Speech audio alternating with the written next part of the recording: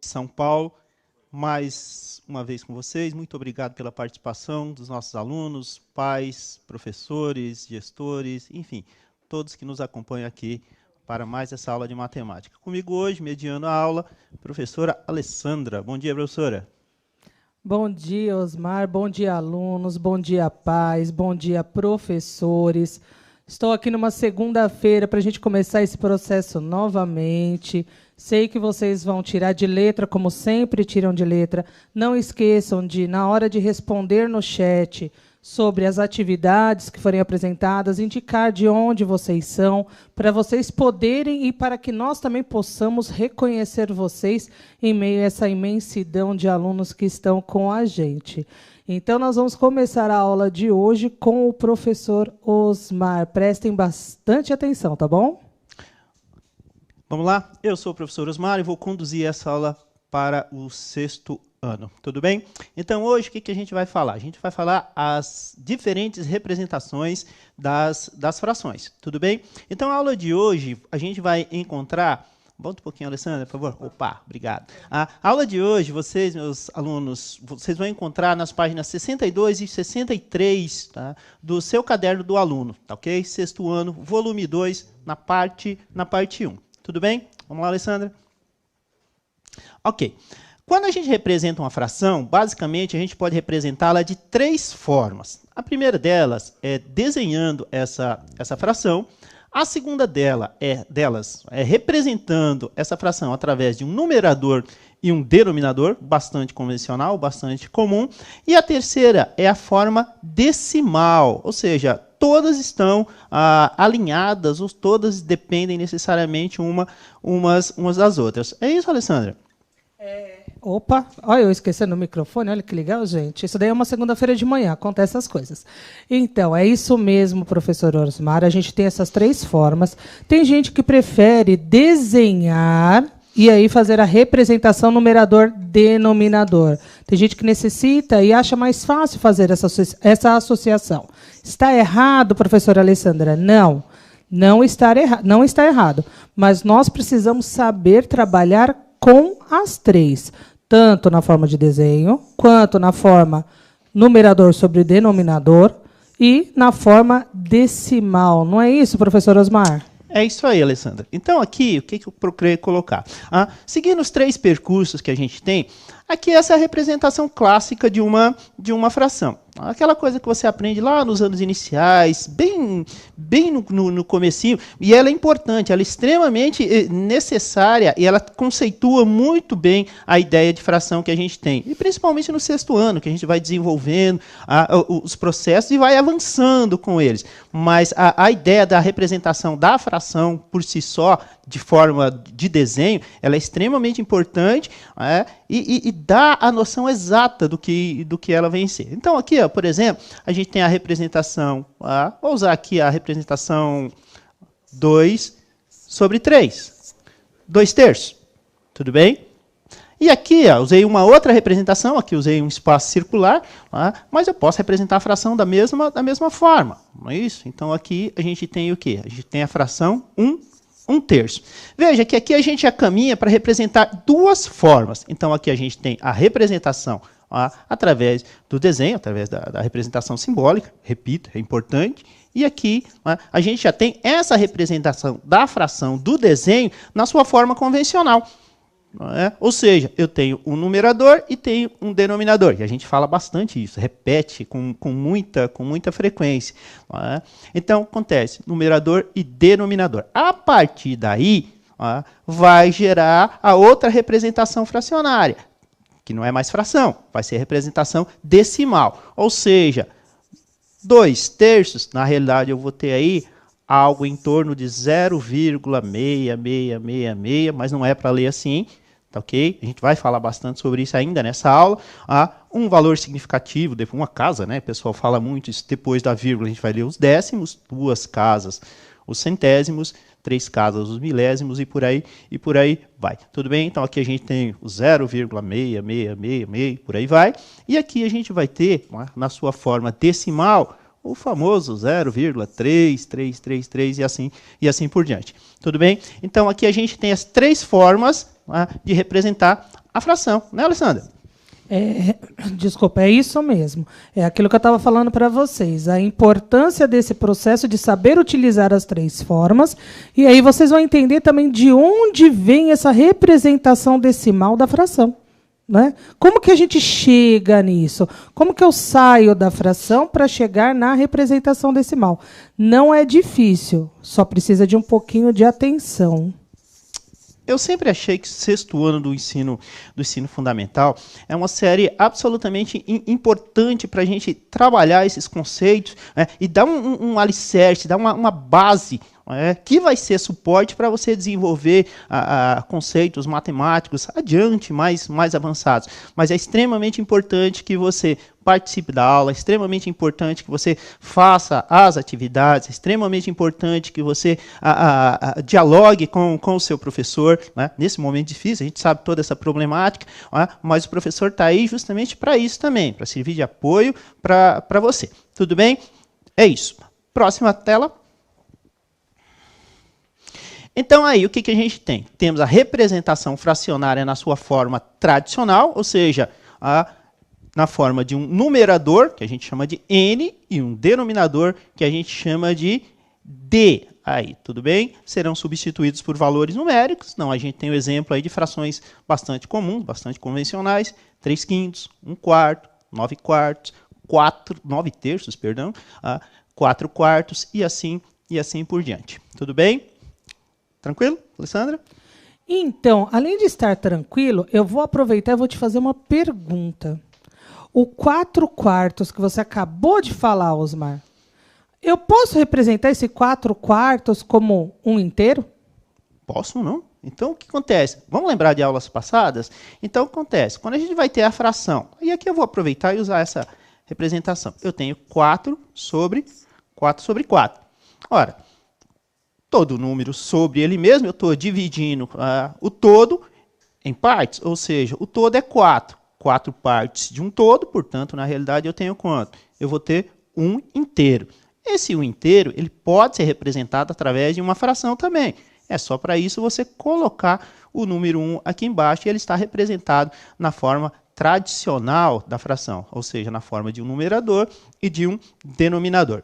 Tudo bem? É isso, Alessandra? Era exatamente essa ideia, da gente poder retomar um pouquinho do que já foi apresentado em aulas anteriores e mostrar a importância desses conceitos daqui para frente. Então, essa retomada ela foi proposital para que vocês não esqueçam essas relações, porque vocês continuarão utilizando elas. Obrigada, viu, Osmar? É isso aí. Esse conhecimento em espiral, né, nas aulas de matemática, eles são assim, muito importantes. Então, você vai ver semelhanças do que se estuda no 6º ano, com o que aparece lá no 7º ano, que aparece lá no 8º, aparece no 9º, e todos esses fundamentos, toda essa base que a gente dá para ser utilizada lá no ensino médio. Então, é vital esses conceitos que a gente passa para você e, de uma maneira geral, eles servem para fundamentar o que a gente vai trabalhar posteriormente. Tudo bem? Próxima tela. Ok. Vamos lá para a representação decimal, que também tem outro nome. A representação através de números racionais. Então, esse conjunto dos números racionais, ele ainda não vai aparecer esse ano, né, Alessandra? Assim, explicitamente. Não, na verdade, não. Vocês vão se aprofundar sobre esse conjunto lá pelo 8º ano, mais ou menos. Mas vocês já precisam ter essa base e perceber a necessidade de saber representar e para depois conseguirem operar ou fazer as operações utilizando os números racionais. Tudo bem? É isso aí. Tudo bem? Então, vamos lá para a tela. Representação decimal de um número racional. Então, aí eu coloquei 4 situações, inclusive uma delas a gente já falou, né? Lá embaixo, 4/4. Então, o que a gente tem? A primeira situação aí, 3/5, ok? Se eu dividir 3 por 5, eu chego lá no 0,6, mas não é para ler 0,6, é para ler 6 décimos. A própria leitura correta do número racional, da forma decimal da fração, ela induz você a acertar. Vamos mostrar para a gente? Aqui é o que tem. Vamos lá. Ó, então, que fração eu tenho? Eu tenho a fração 3 sobre 5, que para a gente vai dar 0,6 décimos. E aí eu posso pensar assim, olha, mas 0,6 é que fração? Isso é até estranho, né? A gente fala, transforma 0,6 em fração. Estranho, né, Alessandra? É um trem realmente esquisito. É estranho. Mas eu acho que dá para fazer. Mas vamos fazer a leitura correta do número? Alessandra, como que a gente lê corretamente esse número aqui, esse número decimal? 6, prestando atenção na leitura. Olha lá. 6 décimos. 6 décimos. Que décimos lembra? Sobre 10. Não é isso? Então, ó, 6 décimos. Aí você vai dizer, poxa, professor, mas o que tem a ver? Lá a fração original era 3/5. E aí você está falando de 6 décimos. Ora, essa fração que é uma fração equivalente, não é isso? Exatamente. E nós vimos bastante essa questão da fração equivalente nas aulas anteriores, inclusive como chegar nas equivalências das frações. Está vendo quando eu disse a importância de compreender o processo, que é todo um processo que precisa ser lembrado e, na verdade, aprendido, não é isso, Osmar? É verdade, é exatamente essa questão. Então, para a gente chegar numa fração equivalente, a gente tem dois processos, né? Ou você multiplica numerador e denominador por um mesmo número, ou faz a divisão. No caso aqui, para a gente chegar lá, voltar aos 3/5, a gente vai fazer a divisão por quanto? Vamos fazer uma divisão por 2. A famosa simplificação. Ou seja, 6 dividido por 2, eu tenho o 3. 10 dividido por 2, eu tenho o 5. Olha elas aí. Tá? Então, elas são escritas de formas diferentes, mas elas representam absolutamente o mesmo valor. Tudo bem? Vamos lá para a tela? Ok. Aí a gente tem a ideia do 1 sobre 4, que é o 0,25, ou, na realidade, e aí a leitura correta, serão os 25 centésimos, ok? 9 dividido por 3, essa aí é uma questão interessante. Então, o que tem aqui? A gente vai ter o 9 sobre 3. É uma fração? É. Só que quando você faz essa divisão, 9 sobre 3, você vai ter o quê? 3 inteiros. É isso? 3 inteiros, que também é uma representação fracionária. Para isso, naturalmente, basta você colocar aqui no denominador o número 1. Tá? Então, é uma fração, tudo bem? 9 sobre 3. Só que o que acontece? Quando você faz essa divisão, e é uma divisão exata, eu tenho R$9, dividir para 3 amigos. Cada um deles vai ficar com 3 inteiros. Então, não tem a representação decimal nesse caso, mas é uma fração, como outra qualquer. A próxima situação que a gente tem lá seria o 4/4, né, que a gente já fez, ou seja, 1 inteiro, que também é uma divisão exata. Tudo bem? Então, seria essa a situação. Mas só para a gente voltar um pouquinho, Alessandra, e se eu tivesse, por exemplo, o número 2,3. Qual que seria a leitura correta desse número? 2 inteiros e 3 décimos. Olha que legal. 2 inteiros e 3 décimos. E agora? Agora são 2 inteiros e 32 centésimos. Vou acrescentar mais um número aqui só para finalizar. Vocês perceberam que o professor Osmar está judiando de mim hoje, né, gente? Vocês viram isso? Ele só está complicando a minha vida. Mas vamos lá.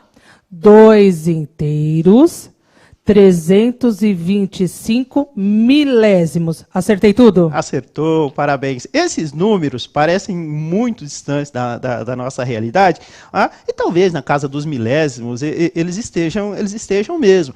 Talvez o uso, pelo menos assim que eu me lembre, o uso mais comum de representação de milésimos é na Fórmula 1.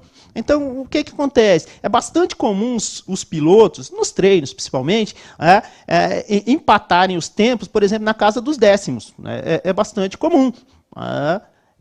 Dependendo da situação, é comum até empatarem na casa dos centésimos, lá no tempo das voltas. São todos muito... onde que vai haver esse desempate para saber quem vai largar em primeiro, quem vai largar em segundo e assim por diante? Normalmente, dependendo da situação, esse desempate vai estar onde? Lá na casa dos milésimos de segundo. Você tem ideia do que são milésimos de segundo? Pega um segundo e divide por 1000. Né? É algo que chega a ser impensável. Tudo bem? Vamos lá para a próxima tela. Então, temos lá para a gente atividade 1, os números racionais. Tudo bem? Essa tabela está na página 63 lá do seu caderno. Tudo bem? Então, no quadro a seguir, você deve anotar o seu palpite para cada divisão. Em seguida, utilizando a calculadora, realize as divisões indicadas e complete o quadro com a representação decimal e a representação fracionária. Volta aqui para mim. Olha lá, tudo bem? Então a gente tem o quadro, vocês estão vendo ele aí, ó. Vamos pensar. Então a primeira situação aí, eu acho que é. Então você vai dar um palpite, tudo bem? Então a gente tem algumas divisões ali, ó. 1 sobre 2, 1 dividido por 2, 1 dividido por 3, 1 por 4, até 1 dividido por 10. Tudo bem? Palpite não tem calculadora, tá? Então você vai lá e faz o seu palpite, né, Sandra? Palpite é aquilo que a gente chama de chute? É o famoso chute. Tem técnica para chutar também, também, sabia? Até para chutar tem que saber fazer, porque senão... não vai sair desesperado aí chutando entre 5, não, que não dá certo. Matematicamente, a possibilidade de você errar é muito grande. Então, tem modelos, tem processos aí que dão técnicas para você chutar. Se bem que não é a mesma coisa, né? O ideal é que você, naturalmente, se esforce, faça, enfim, é isso, tá ok? Aí a gente vai ter, lá na segunda coluna, a representação decimal. Olha lá, bonitinha. Aqui no meu flip está tudo meio tortinho, mas a gente chega lá. Tá ok? E a última seria o quê? A representação fracionária na forma tradicional, ou seja, forma de numerador e denominador. Tudo bem? Alessandra, vamos dar um tempinho para eles fazerem? Quanto? Então, a gente precisa pensar bem nisso, né? Porque mesmo o palpite que eu falei como chute, como o Osmar disse, não é um chute qualquer. A gente tem que parar para pensar um pouquinho nessa relação, né? Entre 1 dividido por 2, 1 dividido por 3, mais a representação decimal, mais a fracionária, 3 minutos, 4. Não, uns 3 minutinhos, tá bom? 3 minutos dá? Então, a gente vai ajudá-los depois disso, tudo bem? 3 minutos, até daqui a pouco.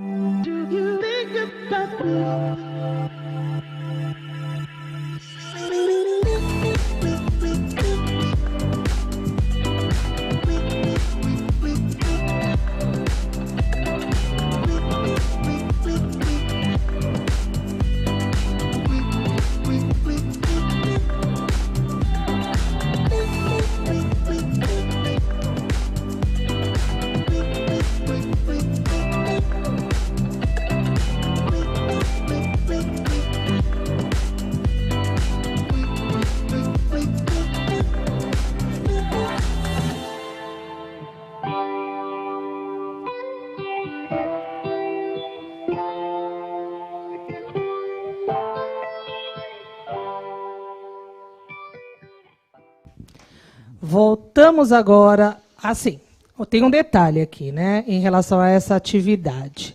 Gente, não é para copiar a tabela. Como o professor Osmar disse, ela está lá no caderno do aluno. Tanto é que teve gente que até falou, professor, eu já fiz. Legal, porque daí agora a gente só vai conferir os resultados. Teve aluno que disse que não entendeu. Presta bastante atenção na correção que o professor Osmar vai fazer agora, que eu tenho certeza que vai tirar a dúvida de vocês, tá bom? Em relação às respostas, a gente tem a Maria... Não, o Gustavo já falou que o primeiro palpite dele é 4. O Carlos Henrique disse que 1 dividido por 2 é 0,5. Acho que é Rade, ou Rada. Desculpa se eu falei errado, tá, gente? Também disse que é 0,5. A Bruna. Quem mais? Deixa eu ver. A Maria Vitória, a Maiara, todos eles disseram que é 0,5. Alguns estão achando estranho. Gente, tem alguém aqui falando que se meu microfone continuar no volume que estava, eu vou estourar o ouvido de alguém. Olha que situação que eu ouvi isso. Sério? Não entendi esse aluno. Mas, gente, desculpa, isso daí faz parte e eu falo alto, tá bom? Mas também, de qualquer modo, eles estão agradecendo as novas músicas e eles continuam fazendo isso, tá bom, gente? E é isso, Osmar. Matheus, Maíra, Maria, todos eles responderam só a parte decimal de 1 dividido por 2 como 0,5. É isso aí, então. Tá? Então, aqui o que a gente tem? A gente tem, basicamente, a representação da forma da divisão, ou seja, 1 dividido por 2. A questão do palpite, ela é subjetiva, né? E cada um vai fazer o seu, vai dar o seu palpite. A situação aqui é a seguinte, não é? Por uma questão até de tempo, e o próprio enunciado do exercício fala para você fazer uso da calculadora. Pode. Não tem muito problema. O que você não pode em relação à calculadora? O que uma calculadora faz? Ela otimiza tempo. Então, o que acontece? Toda vez que você tiver uma calculadora, você vai ganhar tempo, vai agilizar. Mas a calculadora ela não pode ser muleta, entre aspas, para você. Então, o que acontece? Você não pode fazer uso da calculadora todas as vezes.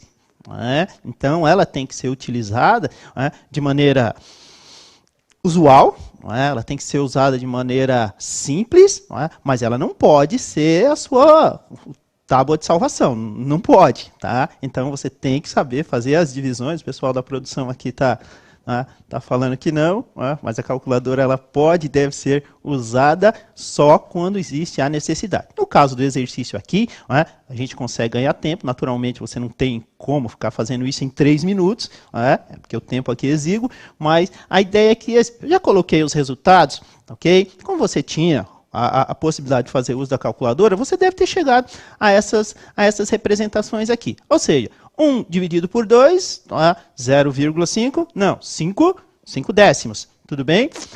1 dividido por 3, 0,33, não, 33 centésimos, ok? Só uma curiosidade, essa divisão aqui, se você fez ela na calculadora, ou fez na mão mesmo, ou fez na raça, você deve ter percebido que ela não tem resto zero.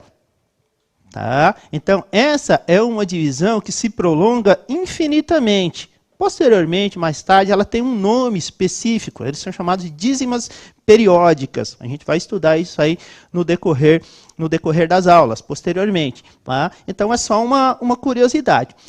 Tá? Então, aqui a próxima situação, 1 dividido por 4, 0,25, não, 25 centésimos, né, Alessandra? É isso mesmo. Prestem bastante atenção como o professor Osmar está fazendo a leitura correta desses valores representados na forma decimal, tá bom? E, se vocês prestaram atenção, tem uma associação aí, Osmar, me corrija se eu estiver errada. Okay. Quando tem uma casa após a vírgula, a gente associa com décimos, até associando com um 0 do 10. Isso. 2 casas depois da vírgula, 100. 100 tem 2 zeros. 3 casas 3 zeros, que é do 1000. Então, prestem bastante atenção nesse tipo de leitura e, de repente, essa associação pode até ajudar vocês, não é, Osmar? Eu tenho plena convicção que sim. Tá? Então, aqui o que a gente tem? Tá?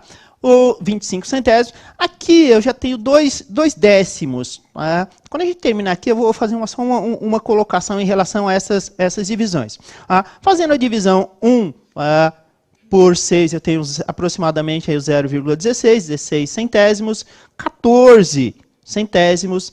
Aqui, ó, essa é uma divisão interessante. Quando eu tenho 1 dividido por 8, se eu fizer essa divisão 3 vezes até a casa do centésimo, eu chego num decimal exato.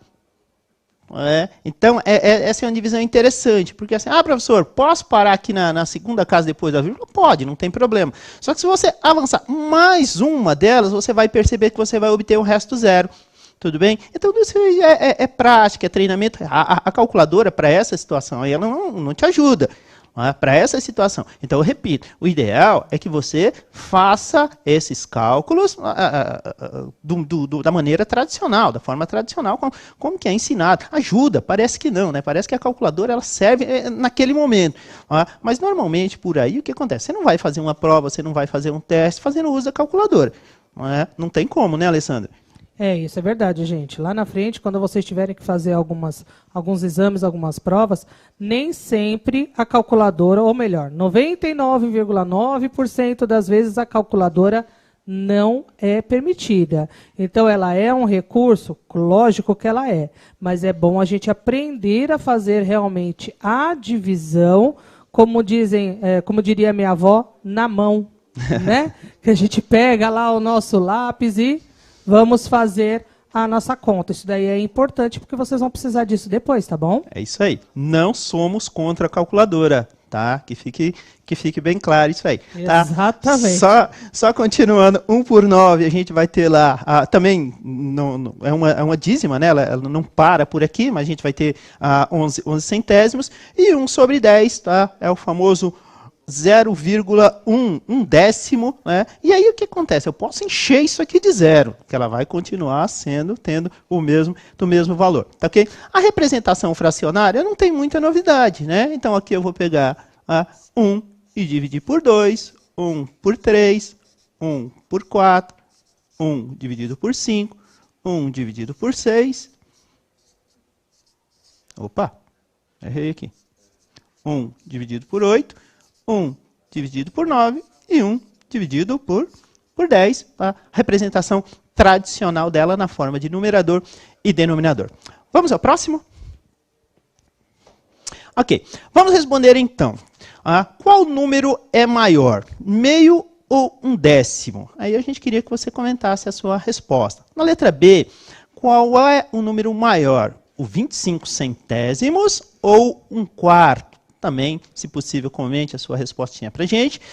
E na letra C, o que é possível nos resultados das divisões por 1, das divisões de 1 por outro número natural? Tempinho para eles, Alessandra? Antes da gente dar o tempinho, posso só fazer um comentário? Pois não. A Tamires, eu não posso deixar de falar isso, a Tamires Lima, ela fez a representação fracionária até o 1 dividido por 6, fez certinho. Parabéns. Valeu, Tamires. Uns 2 minutinhos? Dois minutinhos? 2 minutinhos, tá bom, né? Eu acho que dá. É para fazer a comparação. Exatamente, 2 minutinhos dá. 2 minutos voltamos. Façam, por favor.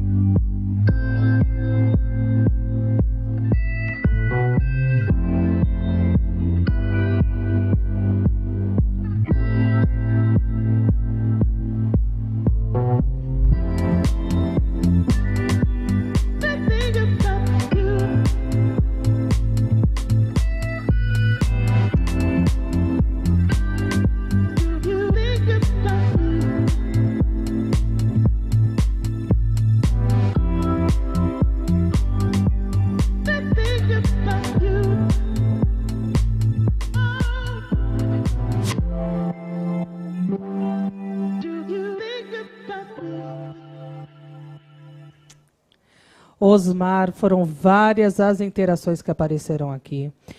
Alguns responderam só ou a letra A, ou a letra B, ou a letra C. Em relação à letra A, olhando aqui no chat, a gente tem o Felipe, Yasmin, Gustavo, Gabriela, Igor, Murilo, que disseram que é meio. Né? Que então o número maior é meio. Mas eles não comentaram o motivo, tá bom? Tá ok. A Maria Luísa, ela disse que na B os valores são equivalentes. E a Ágata disse que eles são iguais. Em relação a C, alguns alunos não têm muita certeza, né, de qual é essa relação, mas nós temos aqui o Vinícius, a Clara, que usaram um exemplo, na verdade, colocando o exemplo de 1/10. Então, a gente tem aqui várias respostas. A maioria respondeu só a letra A, indicando meio. E acabei de achar que a Amanda, ela disse que na C, normalmente são números decimais os resultados. E agora, como é que vai funcionar todo esse processo? É legal. Obrigado, pessoal que participa. Vocês são fundamentais, vocês são importantes. E assim, a grande maioria martelou, né? Certinho, bacana. Tá? Vamos responder? Então aqui, ó, na letra A, quem é maior? Meio ou 1/10? Se a gente for fazer a representação decimal, o meio a gente vai chegar no 0,5, como muitos fizeram. Tá? 1 dividido por 10, a gente vai chegar no 0,1 ou 1/10. Se você tem dúvida quem é o maior, eu sempre falava para os meus alunos assim, você tem dúvida em relação a valores decimais? Pense em dinheiro. Pensou em dinheiro, sim, porque dinheiro é algo que você convive praticamente desde que você nasce. Então, acontece, a ideia, a noção que você tem, a manipulação do dinheiro, ela é extremamente importante para fazer comparações. Então, é essa a ideia. Então, aqui, na prática, eu teria quem? 50 centavos, né, se a gente fosse pensar na ideia do dinheiro, e aqui eu posso colocar um zero que continua o mesmo valor, ele não se altera, aqui da mesma forma. Então, aqui a gente tem que 50 centavos, naturalmente, é maior que 10 centavos, portanto, tá aí, sem muitos problemas. Portanto, o meio, né, 0,5, ele vai ser o quê? Maior que o 0,1. É essa a ideia, tá ok? Pessoal que falou na letra B que o 0,25 ou 25 centésimos e 1/4 elas são equivalentes, eles estão corretos. São iguais. Também, não tem muito problema em relação a isso, tá? O que é possível, então aqui só fechando, eles são iguais. Se você fizer a divisão 1 por 4, você vai chegar nesse resultado também, ou seja, eles são equivalentes ou iguais, como você quer. E o que é possível a gente identificar aí? É possível identificar, se a gente voltar lá na tabela, que à medida que você vai dividindo esses valores, eles vão se aproximando, eles vão diminuindo e reduzindo até tender ao zero, mas eles não vão chegar no zero. Deixa eu voltar lá a tabela rapidamente. Então aqui, o que você vai perceber? Esses números, eles estão diminuindo, tá? Então a tendência dele é se aproximar do zero, mas sem nunca chegar nele, tá ok? Então à medida que você divide, ele vai diminuindo, mas não vai chegar no zero nunca, tá ok? Existe até uma definição interessante sobre divisão por zero, que a gente vai tratar posteriormente, tá ok? Vamos finalizar a aula, né, Alessandra? Isso, e aí é assim, gente, em relação à letra C, tem alunos que estavam com dificuldade de fazer essa representação, né, de fazer a transformação da fração para o decimal. Então, só para relembrar, numerador dividido por denominador. É essa a ideia sempre. Gente, muito obrigada pela participação de vocês. Proelzir, muito obrigado por estar com a gente. Até a próxima aula. Muito obrigada, professor Osmar. É isso aí. Só para finalizar, Alessandra, a telinha. Próxima. Ok. Aqui é só uma sugestão, gente, tá ok? Conversem com os professores de vocês, tá? Faça atividade da página 1.2, tá? Da página 63 lá do seu caderno, tá ok? Converse com o seu professor. E é isso, é só uma sugestão, tá? Seu professor é a pessoa mais indicada para isso. Obrigado, espero que vocês tenham gostado, espero que tenha sido tranquila a aula e que a gente tenha conseguido ilustrar bem o nosso conteúdo. Até a próxima.